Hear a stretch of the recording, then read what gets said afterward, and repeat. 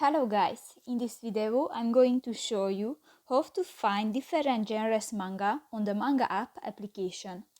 But first of all, I just want to mention, please don't forget to subscribe to our channel, because at 100,000 subscribers we are going to show you our YouTube revenue statistics and growth strategy, how to make money online. So let's jump into it. First of all, open the application on your device. Tap to the search icon next to the update button, and here you can find the different genres: action, comedy,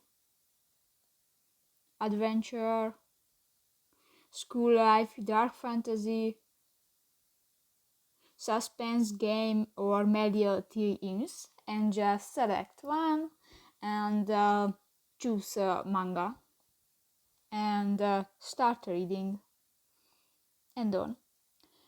So that's pretty much it for this video, guys. See you in the next one. Bye bye.